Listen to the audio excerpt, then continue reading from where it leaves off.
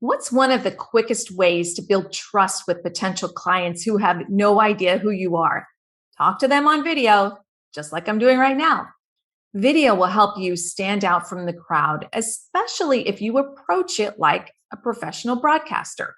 Over the next 5 minutes, I'm going to walk you through how to develop your own news anchor skill set. So when you show up on camera, people will immediately see you as an expert in your field.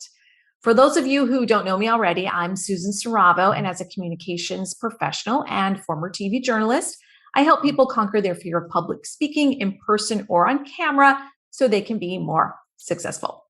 If you've been procrastinating on getting a video out to promote your business, I have a free mini course that will help you shoot that video and post it within a few hours.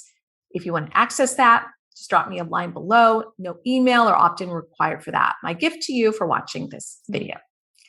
Let's go over some attributes of an effective newscaster and how you can develop similar skills for your own videos. One thing that all successful news anchors have in common is being comfortable in front of the camera. If you feel awkward or shy on camera at first, you're not alone, and you'll simply need to practice a lot to start feeling that sense of ease. I recommend that you set up your phone and start by recording 3 to 5 minute videos once a day where you're just talking to the camera.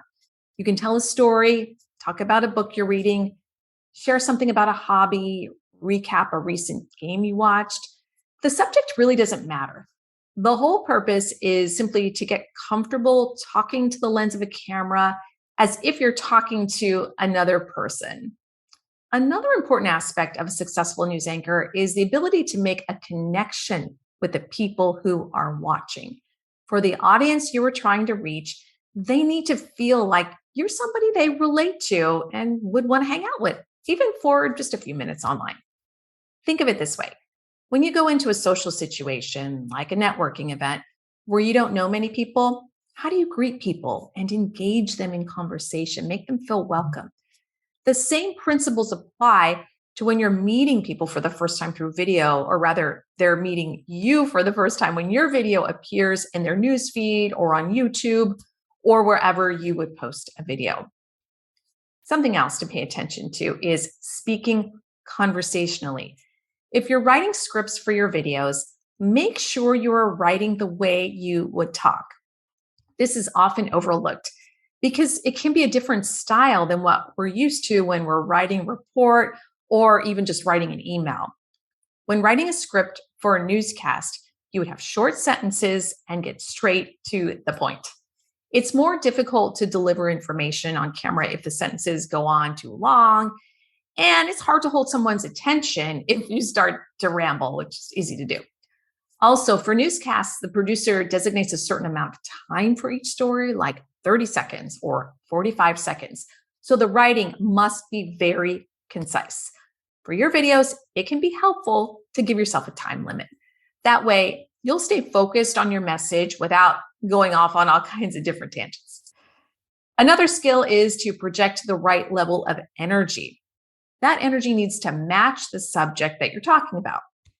What I mean by that is, if you're talking about fitness, your energy will be higher than if you are talking about meditation. Even on video, people pick up on energy, and that goes a long way to convince people that you have a strong conviction in what you're talking about. Now I'm going to share with you something that can be difficult, but all great newscasters need this. What I'm talking about is getting constructive feedback and listening with an open mind. Ask friends, family, or colleagues that you trust to give you honest feedback on your videos. There could be some small tweak or just changing things up a bit that could make a big difference in how effective you are in your videos. We all have blind spots, and sometimes we can't see where we need to improve, and others can be the catalyst for our improvement. I hope this video has been helpful. As I mentioned earlier, if you're interested in my free mini course to make your first video, just drop me a line below.